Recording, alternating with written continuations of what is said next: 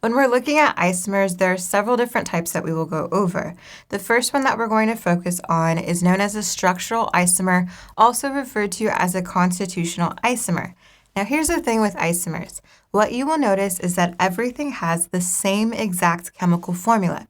And what that means is both structures have the same amount of carbons, the same amount of hydrogens, the same amount of elements. So that's what that's referring to when it's talking about the same chemical formula.